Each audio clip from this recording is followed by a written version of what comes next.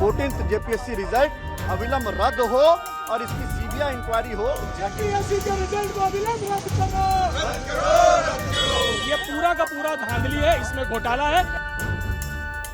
अगर आप झारखंड से हैं या किसी सरकारी नौकरी का सपना देखते हैं तो एक नाम बार बार सुनते हो, जेपीएससी यानी झारखंड लोक सेवा आयोग।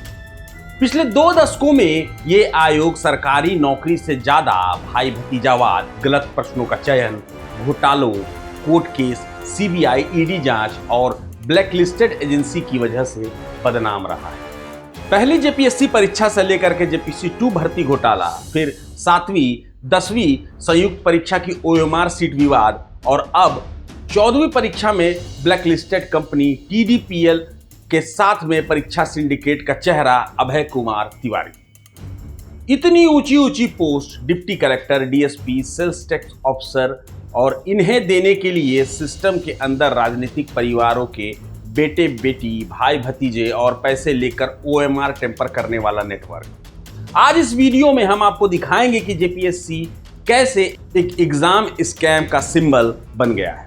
जोहार, मैं अभिषेक आनंद और आप जुड़े हैं प्रभात खबर झारखंड के साथ। इस वीडियो में हम 3 बड़े सवालों के जवाब ढूंढेंगे।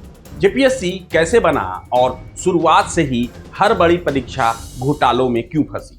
जेपीएससी 1, जेपीएससी 2, 7वीं से 10वीं जेपीएससी, 11वीं से 13वीं जेपीएससी और अब 14वीं। इन सब घोटालों की टाइमलाइन और इनके पीछे के रसूखदार नेटवर्क।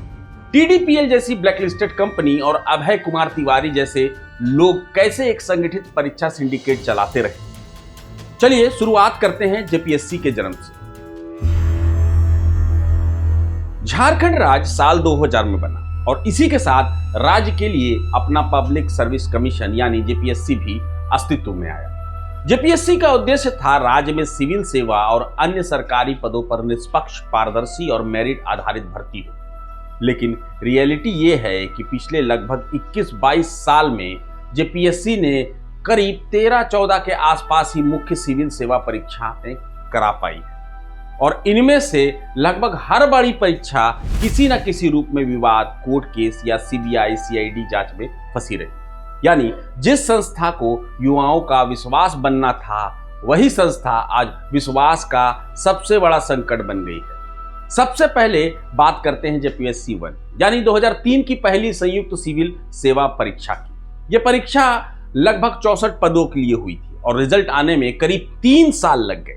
परिणाम के बाद क्या हुआ? आरोप लगा कि कई चयनित उम्मीदवार राजनीतिक नेताओं और ऊंचे अफसरों के रिश्तेदार थे। कई आंसर सीट पर परीक्षक के हस्ताक्षर नहीं थे, कई में इंटरपोलेशन और ओवर राइटिंग दिखी। कुछ परीक्षा केंद्र में असामान्य संख्या में चयन हुआ और ओएमआर सीट्स के गायब होने जैसे आरोप सामने आए। इन आरोपों के बाद मामला सतर्कता ब्यूरो, सीबीआई और कोर्ट तीनों के पास पहुंचा। पहली ही परीक्षा ने यह मैसेज दे दिया कि सिस्टम पारदर्शी नहीं है और भविष्य में जेपीएससी घोटालों का वो विशाल पेड़ बन सकता है जो आने वाले वक्त में अधिकारियों के रूप में सिर्फ सड़े हुए फल ही देगा। अब आते हैं उस परीक्षा पर जिसे कई रिपोर्ट्स में व्यापम से भी बड़ा घोटाला बताया गया, यानी जेपीएससी 2। इस परीक्षा में राज्य के कई नेता, मंत्री और खुद जेपीएससी के पदाधिकारियों के बच्चे, भाई भतीजे की नौकरी सुनिश्चित हो गई। खूब हंगामा हुआ। जब सीबीआई ने जांच की तो सामने आया पीटी और मेंस दोनों में मार्क्स को मैनिपुलेट और इन्फ्लेट किया गया। इवैल्यूएटर्स को नियमों के खिलाफ जाकर हैंडपिक किया गया ताकि फेवरेट उम्मीदवार के नंबर बढ़ाए जा सके। सीबीआई की चार्जशीट में साफ लिखा है कि कई चयनित उम्मीदवार जेपीएससी अधिकारियों, राजनीतिक नेताओं, आईएएस अफसरों और सीनियर लॉ ऑफिसर्स के सगे संबंधी थे। इनमें से कुछ नाम भी बताता हूँ। राधा प्रेम किशोर, भाई राधा कृष्ण किशोर, जो उस वक्त विधायक और वित्त मंत्री हैं फिलहाल के। मुकेश कुमार महतो, भाई सुदेश महतो, पूर्व मंत्री एवं आजसू के सुप्रीमो, जो कि उनके भाई थे। विनोद राम, भाई शांति देवी, तत्कालीन जेपीएससी सदस्य। मौसमी नागेश, पुत्री राधा गोविंद नागेश, तत्कालीन जेपीएससी सदस्य। मतलब ये सिर्फ घोटाला नहीं, ये एक पूरा रसूखदार नेटवर्क था जहां बेटा, बेटी, भाई भतीजे और रिश्तेदार सिस्टम में ऊपर तक बैठे लोगों के फेवर के दम पर नौकरी पा रहे थे। 2012 में हाईकोर्ट के आदेश पर सीबीआई ने केस दर्ज किया।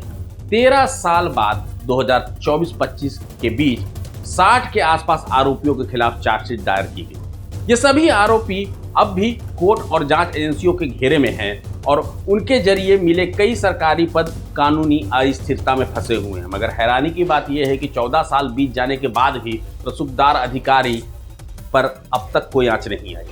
वहीं 2026 की शुरुआत में जेपीएससी 2 केस पर ईडी ने मनी लॉन्ड्रिंग की जांच शुरू की। इसका मतलब है कि भर्ती घोटाला अब पैसे के फ्लो और हवाला नेटवर्क के एंगल से भी देखा जा रहा है।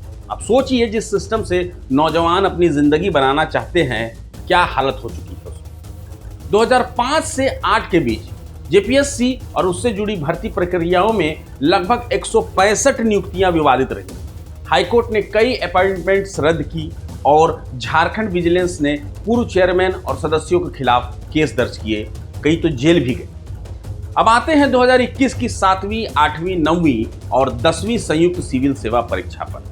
जेपीएससी ने इसे अपनी बड़ी उपलब्धि बताया, कहा कि हमने रिकॉर्ड समय में रिजल्ट घोषित किया। पर कुछ ही समय बाद सामने आया कि कुल 57 अभ्यर्थियों की ओएमआर सीट गायब है, जिनमें से 49 पहले से चयनित घोषित किए जा चुके थे। इन 49 की नियुक्तियां बाद में रद्द की गईं, लेकिन सवाल ये उठा कि ओएमआर सीट गायब कैसे हुई, किस लेवल पर सिस्टम में छेड़छाड़ हुई। साथ ही कट ऑफ पब्लिक नहीं की गई, रिजर्वेशन के पालन पर भी सवाल उठे। कुछ परीक्षा केंद्रों से लगातार रोल नंबर वाले अभ्यर्थियों के बल्क सिलेक्शन पर शंका जताई गई। कई याचिकाएं हाईकोर्ट में गई और जेपीएससी ने खुद कोर्ट में त्रुटियां स्वीकार की। यह सब दिखाता है कि आंसर सीट लेवल तक सिस्टम सिक्योर नहीं था। 11वीं, 12वीं और 13वीं सिविल सेवा परीक्षा के रिजल्ट और आगे की नियुक्तियां लंबे समय तक टलती रही। कभी विवाद के कारण पीटी कैंसिल होता, कभी 2-2 साल तक पीटी का रिजल्ट नहीं आता। पीटी क्लियर होने के बाद सालों तक मेंस की प्रक्रिया के बारे में कोई जानकारी नहीं मिलती। ये देरी झारखंड के युवाओं का करियर धीरे धीरे खत्म कर रही थी, तबाह कर रही थी, उनके मानसिक स्वास्थ्य पर भी असर डाल रही थी। कुल मिलाकर जेपीएससी ने जो घाव झारखंड के युवाओं को दिए हैं, वो कभी भर नहीं सकता। अब आते हैं सबसे ताजा मामले पर। 14वीं संयुक्त सिविल सेवा परीक्षा 2026 पीटी का रिजल्ट आने के बाद एक ओएमआर सीट की कार्बन कॉपी वायरल हुई। फर्स्ट पेपर में सिर्फ 48 सवाल टिक करने वाला युवक सेलेक्ट हो गया। सोचिए, 100 में से जिस छात्र ने सिर्फ 48 सवाल ही टिक किए, बाकी 52 सवाल छोड़ दिए, वो भी तब जब नेगेटिव मार्किंग पीटी में नहीं थी, बवाल होना शुरू हुआ। मगर जेपीएससी की तरफ से कोई बयान नहीं आया। छात्रों और विपक्षी दलों का गुस्सा बढ़ने लगा। धरना प्रदर्शन शुरू हुए और इसी दौरान नीट का पेपर लीक भी हो गया और मामला काफी बदल गया। झारखंड में भी छात्र आंदोलित हो गए। वहीं राज्य सरकार ने इस गुस्से को भांपते हुए बड़ा कदम उठाया। सीआईडी और रांची पुलिस ने जेपीएससी ऑफिस, आउटसोर्सिंग एजेंसी और कुछ अफसरों के घरों पर छापेमारी की। अब सुनिए सबसे बड़ा खुलासा। 14वीं जेपीएससी परीक्षा का रजिस्ट्रेशन, ओएमआर, डेटा प्रोसेसिंग और रिजल्ट तैयार करने का ठेका जिस कंपनी को दिया गया, उसका नाम TSR data processing private limited यानी कि टीडीपीएल। इस टीडीपीएल के खिलाफ एक शिकायत में आरोप है कि कंपनी जेपीएससी और जेएसएससी दोनों की कई बड़ी परीक्षाओं का संचालन करती रही है और इसके ऑफिशियल्स पर forgery, criminal conspiracy, extortion, paper leak, OMR sheet reshuffle, digital tampering और मनी लॉन्ड्रिंग जैसे गंभीर आरोप है। सबसे चौंकाने वाली बात, जेएसएससी ने इसी टीडीपीएल को 20 मई 2025 को ब्लैकलिस्टेड घोषित कर दिया था, लेकिन उसके बाद भी जून 2025 से आगे की परीक्षाओं में यह कंपनी काम करती रही। रिपोर्ट्स और शिकायतों में कहा गया कि ब्लैकलिस्टेड होने के बावजूद टीडीपीएल को जेपीएससी की परीक्षाओं का ठेका मिलता रहा। जेपीएससी, जेएसएससी अधिकारियों और कंपनी के बीच संभावित कोल्यूजन और करप्शन की ओर इशारा कर रहा था। सीआईडी छापेमारी, बढ़ते दबाव के बीच जेपीएससी चेयरमैन एल ख्यांगते ने अपना इस्तीफा दे दिया, जिससे साफ दिखता है कि विवाद टॉप लेवल तक पहुंच चुका था। अब नतीजा 25-26 जुलाई 2026 को होने वाली 14वीं मुख्य परीक्षा को सरकार ने स्थगित कर दिया। यानी तैयारी छात्रों की, खेल कंपनी और सिस्टम का, और सजा फिर से छात्रों को। अब बात करते हैं उस नाम की जो इन भर्ती परीक्षाओं में सबसे ज्यादा सुर्खियों में रहा।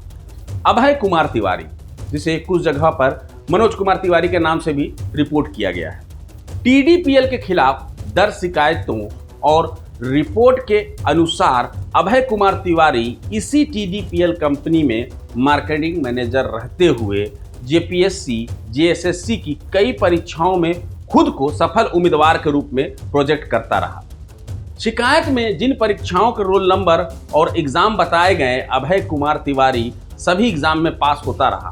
उसमें शामिल है जेएससी सीजीएल 2023 जहां वो रैंक 2 बताया गया, STF PT exam 2024, MRO PT exam 2024, FSO return exam 2023 और जेपीएससी की कई परीक्षाएं।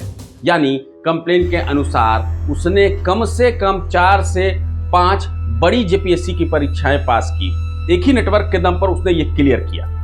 टीडीपी कंपनी जिस जिस परीक्षा का संचालन करती है वहां अभय तिवारी खुद को सक्सेसफुल कैंडिडेट दिखाकर दूसरे छात्रों को फंसाता, उनसे पैसा लेता और बदले में ओएमआर और इवैल्यूएशन सिस्टम में टेम्परिंग का वादा करता। शिकायत के अनुसार पीटी सिलेक्शन के लिए लगभग 5 लाख रुपए, फाइनल सिलेक्शन के लिए 25 लाख रुपए और इंटरव्यू और मेंस के लिए 10 से 25 लाख रुपए तक की डील होती थी। सिर्फ ओएमआर में नंबर बदलना ही नहीं, कंप्लेंट में यह भी कहा गया कि फॉरेस्ट रेंजर ऑफिसर एफआरओ की परीक्षा में 350 से ज्यादा ओएमआर सीट और एसीएफ की परीक्षा में 150 से ज्यादा सीट्स में फर्जीवाड़ा किया गया। इन कैंडिडेट से original education certificate, cancel cheque, sign blank stamp paper और A4 साइज सीट में साइन कर जमा कराए जाते थे ताकि उन पर पूरा कंट्रोल रहे।